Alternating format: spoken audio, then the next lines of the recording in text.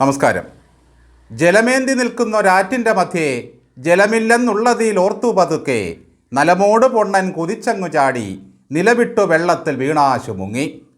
സ്ഥലകാല ബോധമില്ലാത്ത പ്രവൃത്തികളെപ്പറ്റി പണ്ട് കുഞ്ചൻ നമ്പ്യാർ പാടിയ അവസ്ഥയിലാണിപ്പോൾ പിണറായി ബ്യൂറോ ഓഫ് കേരളവും അതിൻ്റെ നടത്തിപ്പുകാരും.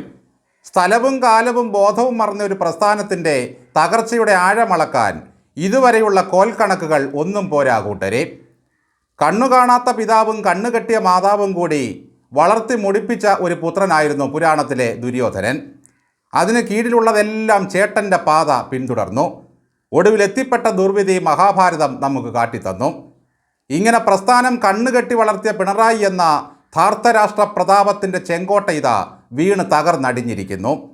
സത്യത്തിൽ എന്തു ജനസമ്മതി ഉണ്ടായിട്ടാണ് പിണറായി വിജയൻ ഇപ്പോഴും ഈ മുഖ്യമന്ത്രി കസേരയിൽ അള്ളിപ്പിടിച്ചിരിക്കുന്നത്? നയപരമായ ഒരു തീരുമാനങ്ങളും എടുക്കാനുള്ള അധികാരം ഒരർത്ഥത്തിൽ ശരിക്കും ഇനി ഈ സർക്കാരിനില്ല.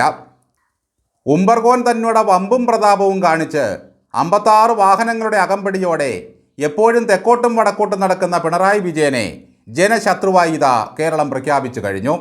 ഇപ്പോഴും സഖാക്കൾ പറയുന്നത് തോറ്റത് പാർട്ടിയല്ല ജനങ്ങളാണെന്നാണ്.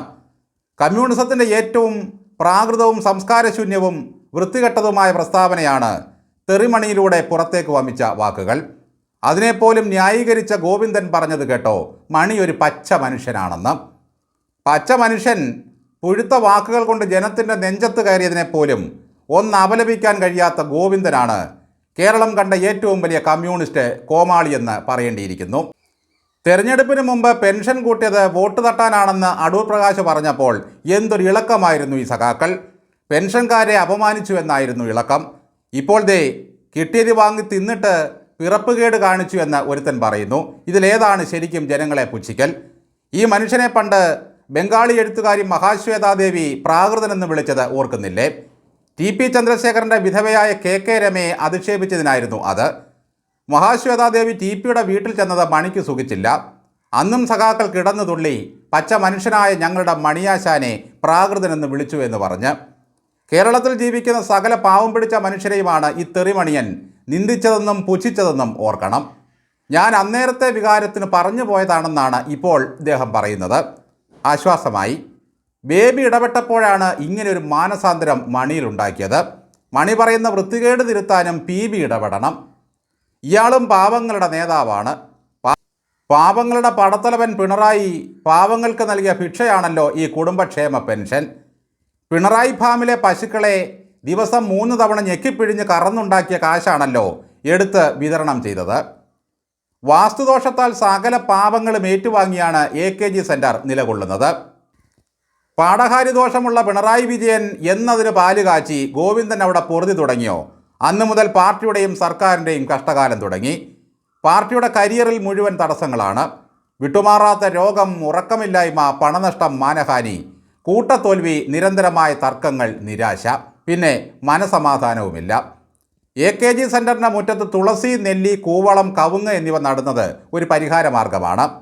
കറുത്ത നായയെ വടക്ക് ദിശയിലെ കൂട്ടിലിട്ട് വളർത്തുന്നതാണ് ഒരു പരിഹാരം. പൗർണമിക്ക് കറുകമാല, വെറ്റിലമാല എന്നിവ പ്രധാന വാതിലിൽ ചാർത്തിയാലും അല്പം ഭേദമുണ്ടാകും. ഈ പുത്തൻ കെട്ടിടത്തിൽ പാർട്ടി തുടങ്ങിയ ശേഷം നടന്ന നിലമ്പൂർ ഉപതെരഞ്ഞെടുപ്പ് മുതൽ തോൽവിയാണ്. ഇപ്പോൾ അടപടലം 3G ആയ സ്ഥിതിയായി. എത്രയൊക്കെ ഈശ്വരനെ വന്ദിച്ചിട്ടും കവടിപ്പലകയിൽ തലചായ്ച്ചിട്ടും അയ്യപ്പ സംഗമവും ആഴിപ്പെടുക്കുകയും നടത്തിയിട്ടും എന്താ സഖാക്കളെ നമ്മുടെ സമയം ചൊവ്വല്ലാത്തത്? പൗരപ്രമുഖരെ അടുത്തിരുത്തി ഊട്ടിയാൽ പോരാ, ജനങ്ങളാകുന്ന മഹാസമുദ്രത്തിൻ്റെ മാർത്തട്ടിനോട് ചേർന്ന് കിടക്കണം സഖാവേ. എങ്കിലേ മനുഷ്യൻ്റെ ചിന്തകളുടെ ശക്തി അറിയാൻ കഴിയൂ.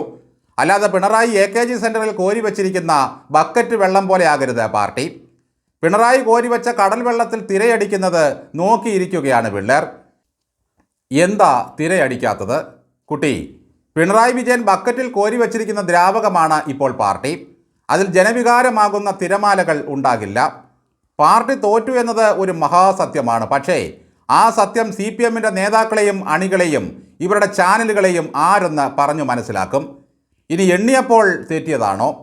എണ്ണിയവർക്ക് തെറ്റിയാലും ജനങ്ങൾക്ക് തെറ്റില്ല ഗോവിന്ദ. LDFൻ്റെ ജനകീയ അടിത്തറയിൽ കാര്യമായ മാറ്റമൊന്നും ഉണ്ടായിട്ടില്ല എന്ന് പറഞ്ഞാണ് ഗോവിന്ദൻ ഇന്നലെ ഉറങ്ങാൻ കിടന്നത്. ശബരിമല വിഷയം തെരഞ്ഞെടുപ്പിൽ പ്രതിഫലിച്ചിട്ടുമില്ലത്രേ. ഇനി ഞങ്ങൾ കൂടുതൽ ജനങ്ങളിലേക്ക് ആഴ്ന്നിറങ്ങി അവരുടെ ചിന്തകൾ മനസ്സിലാക്കി മുന്നോട്ട് പോകുമെന്നാണ് ഗോവിന്ദൻ പറയുന്നത്.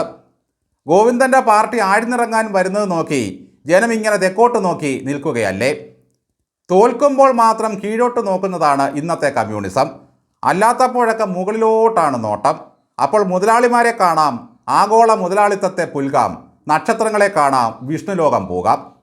ഇസ്രായേലിനെ മനുഷ്യത്വം പഠിപ്പിക്കാനും ട്രംപിനെ നന്നാക്കാനും നടക്കുന്ന പ്രാക്കുളം ബേബി സാറേ, പിണറായി വിജയൻ്റെ കുത്തഴിഞ്ഞ ഭരണമാണ് ഈ തോൽവിക്ക് കാരണമെന്ന് പറയാൻ നിങ്ങൾക്ക് ചങ്കൂറ്റമുണ്ടോ?